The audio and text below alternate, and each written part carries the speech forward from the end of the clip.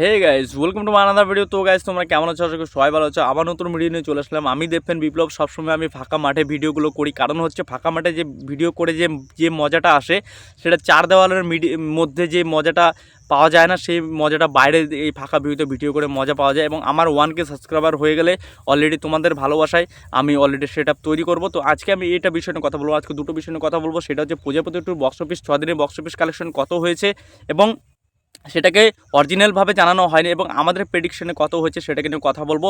এবং এই যে 6 দিন যে ওয়ার্কিং ডেগুলোতে কিছু ডেগুলোতে গেছে, সেই ওয়ার্কিং ডেতেও যে বক্স অফিস কত শো হাউসফুল দিচ্ছে সেটাকে নিয়ে কথা বলবো।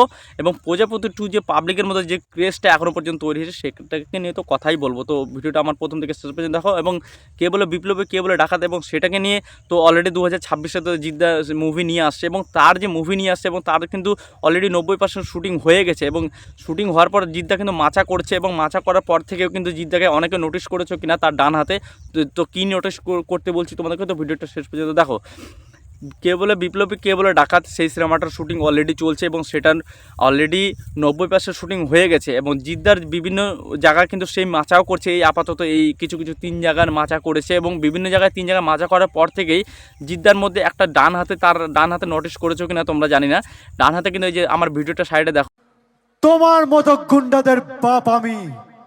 আর বাপের এলাকায় থাকতে গেলে ছেলে ছেলের মতো থাকবে, না হলে বাপে খেদানো হয়ে এলাকা ছাড়তে হবে। আমার মনে হয় তুমি বুঝে গেছো।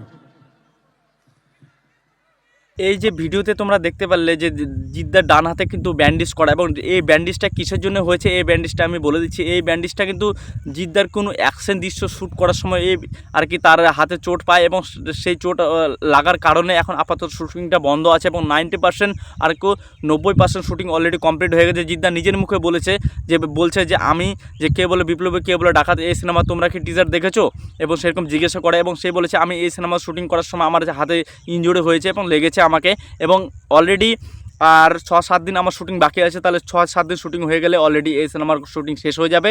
এবং 2026-এ এই সিনেমাটা আসছে, এবং কবে আসছে সেটাকে নিয়ে কিন্তু বলিনি। এবং তার আগে জিদ্দার ব্যাপারে এই জিনিসটা আগে আমি ক্লিয়ার করে দিতে চাই। আমাদের টলিউড ইন্ডাস্ট্রিতে সব থেকে যদি তারা নিজেরা যদি অ্যাকশন দৃশ্য এবং বিভিন্ন সিকোয়েন্স যদি তারা শ্যুট করে থাকে, একমাত্র জিদ্দা এবং দেবদা। এবং তাদের মধ্যে যে হার্ডওয়ার্কগুলো আছে, সেই হার্ডওয়ার্কগুলো কিন্তু তারা কিন্তু নিজেরাই করে, এবং নিজেরা করার পর থেকে যেরকম বাঘা যতীনে দেবদা করেছিল, এবং দেবদার যে চোখের দিকে যে একটা ইনজুরি হয়েছিল, সেই ইনজুরির জন্য শুটিং বন্ধ হয়ে গেছিলো, সেই ধরনেরই এবং হার্ডওয়ার্কের কারণে, এবং জিদ্দাও সেই ধরনের একটা নিজে হার্ডওয়ার্ক কারণে তার একটা ডান হাতে চোট পায়, এবং সেই জন্য শুটিং বন্ধ আছে আপাতত।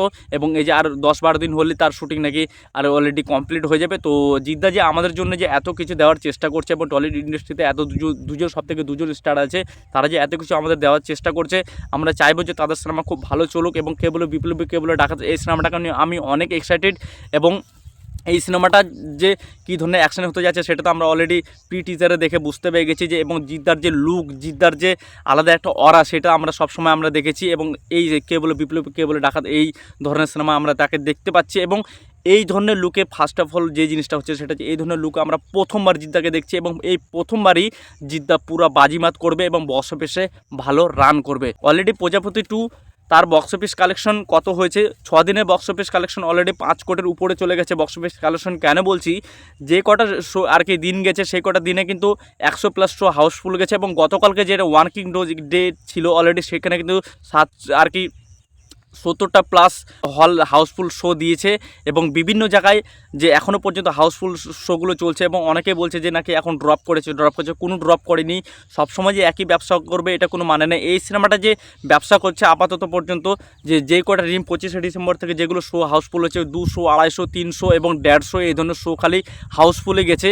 এবং 100 থেকে মানে 100-র উপরে কথা বলে, এবং গতকালকে খালি আর কি 70টা প্লাস শো হাউসফুল গেছে। এবং এই যে আমাদের 1 জানুয়ারি এবং 9 জানুয়ারি পর্যন্ত, মানে 9 জানুয়ারি পর্যন্ত এই সিনেমাটা অলরেডি 10 কোটির উপরে বক্স অফিস কালেকশন করে নেবে। এবং তোমরা যদি এই সিনেমাটাকে না দেখে থাকো, তো অবশ্যই তোমরা রিয়েকশন তোমরা দেখে নাও যে রিয়েকশনে কী ধরনের ওয়ার্ড অফ মাউথ আসছে এই সিনেমাতে। এবং তোমাদের পাশাপাশি সিনেমা হলো যে তোমরা যদি অলরেডি এই সিনেমাটা রিলিজ হয়ে থাকে, তো তোমরা অবশ্যই দেখতে যাও, এবং তোমাদের পার্সোনালি ওপিনিং তোমাদের ফেসবুক এবং ইনস্টাগ্রামে বিভিন্ন জায়গায় শেয়ার করো, এবং পাবলিককে বলো যে সিনেমাটা তোমাদের কীরকম লেগেছে। তো আজকে আমি ভিডিওটা বেশি বড় করবো না, ভিডিওটা আমার ছোটোই থাকবে। আমি দেবফ্যান বিপ্লব, আমি নতুনভাবে শিখছি, এবং আমি বলছি তোমাদের ভালোবাসা এবং তোমাদের সাপোর্ট যদি না পাই আমি কোনোদিনও বড় হতে পারবো না, এবং তোমাদের ভালোবাসা আমার দরকার খুব, আমার সাপোর্ট করো। এবং আমি কি বললাম যে দেবদা অলরেডি খুব হার্ড ওয়ার্কিং এবং তার যে সিনেমা খুব ভালো চলছে বক্স অফিসে, প্রজাপতি 2 অলরেডি 5 কোটির উপরে বক্স অফিস কালেকশন করে নিয়েছে, এবং যে আগামী দিনে আরও বক্স অফিস কত আসবে সেটা তো আমরা আগামী দিনে দেখলেই বুঝতে পারবো। এবং জিদ্দা যে হার্ড ওয়ার্কিং এবং সেই যে বক্স অফিস তুলে ধরার জন্য যে আমাকে কামব্যাক করতে হবে, কেউ বলে বিপ্লবী, কেউ বলে ডাকাত, এবং সেটাকে নিয়ে যে সেই যে একটা যে আলাদা একটা হার্ডওয়ার্ক করছে, এবং সেই হার্ডওয়ার্কটা আমরা তার কাজের মাধ্যমে সেটা দেখলে বুঝতে পারবো। এবং সেটা টিজার আমরা দেখে নিচ্ছি, এবং জিদ্দার যে হাতে আঘাতটা লেগেছে, জিদ্দা যেন তাড়াতাড়ি এই হাতটা যেন ভালো হয়ে যায়, আমাদের টলিউড ইন্ডাস্ট্রিতে ভালো ভালো যেন সিনেমা দেয় জিদ্দা। তো ভালো থাকবে, আমার চ্যানেলে নতুন হয়ে থাকে কী বললাম, লাইক শেয়ার আমার সাথে কে বলবে না। তো ভিডিওটা আমি এখানে শেষ করছি।